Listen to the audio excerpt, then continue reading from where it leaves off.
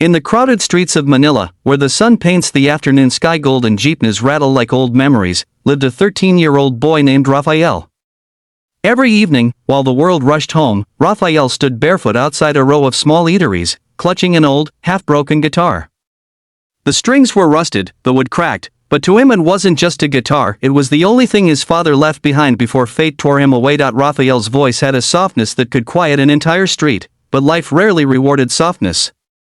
His mother worked long nights in a laundry shop, their home a tiny wooden shack where the ceiling leaked when it rained, and the wind slipped through the broken slats.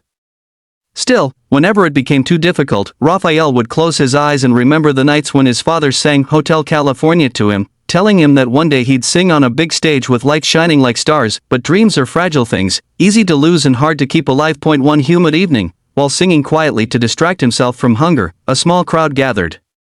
Some tossed coins, most didn't, but one woman, a tourist, stopped longer than the rest. Her eyes glistened as she listened. "You should audition," she whispered, handing him a folded flyer with a trembling smile. It read, "Philippines Got Talent, open auditions this Saturday." Rafael stared at the paper as if it were a message from the heavens. His hands shook. This was a chance, his father's dream, their dream. But fear crawled into his chest. He had never sung in front of more than a street full of strangers. And besides, he didn't have clothes suitable for a stage. He didn't even have proper shoes. The night before the audition, he told his mother about the flyer. She looked exhausted, her hands red from detergent, her eyes tired from endless nights, but when she heard Hotel California, her expression changed. She touched his face gently. "Anik, sing for your father. Sing for yourself. If they see what I see, the world will change for you." She washed his shirt by hand, sewing a missing button with thread she found in a small tin box. At dawn, she placed her old sandals in front of him. "They're too big for you," she said, "but dreams don't wait." At the audition venue, children with perfect clothes and expensive shoes surrounded him. Some laughed at his oversized sandals. Whispered. Pointed. His heartbeat raced.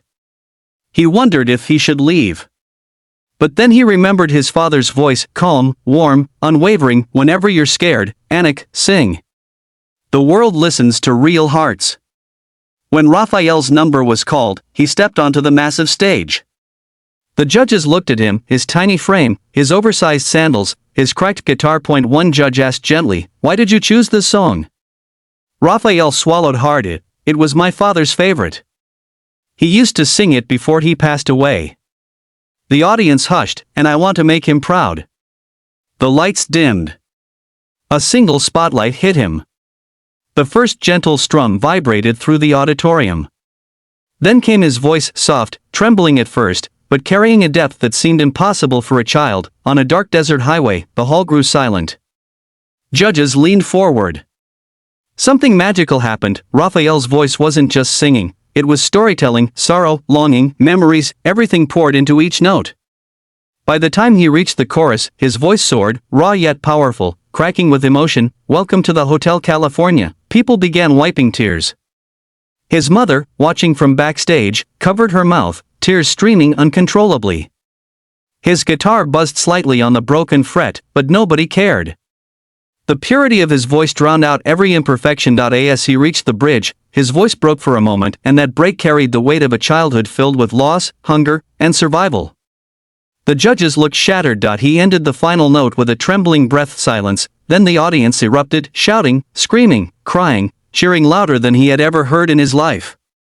One judge stood, wiping her tears, voice shaking. "Rafael, I've heard thousands of singers, but what you gave us today wasn't a performance, it was a piece of your soul." Another judge said, "Your father would be so proud." Rafael covered his face, overwhelmed. Then suddenly, bam, a thunderous slam echoed in the auditorium. The golden buzzer, gold confetti exploded from the ceiling like a rain of stars. The crowd roared, the stage glowed. Rafael fell to his knees, sobbing. His mother rushed onto the stage, hugging him tightly as confetti stuck to their clothes. "You did it, Anik," she whispered. "You did it." The judge who hit the buzzer approached them. "This stage needs voices like yours, voices that come from real struggle, real life, real heart. Today, you reminded us why music exists." Backstage, as producers, reporters, and fans surrounded him, Raphael clutched his broken guitar with pride. It wasn't just an old instrument, it was a bridge between him and the father he lost. That night, millions of viewers would watch his audition online, calling it the most emotional performance of the year. Some would say they cried. Others would say they felt chills. But everyone agreed on one thing: a poor Filipino boy with a broken guitar gave the world a perfect performance. Raphael didn't know what the future held. But as he stood under the glowing stage lights, his mother's hand in his, he knew one thing: he wasn't alone anymore, that he wasn't invisible, that he wasn't just a boy singing on a sidewalk, that he was Raphael, the boy who sang Hotel California and made the world listen. And somewhere, in a place far beyond the lights and applause, his father was smiling.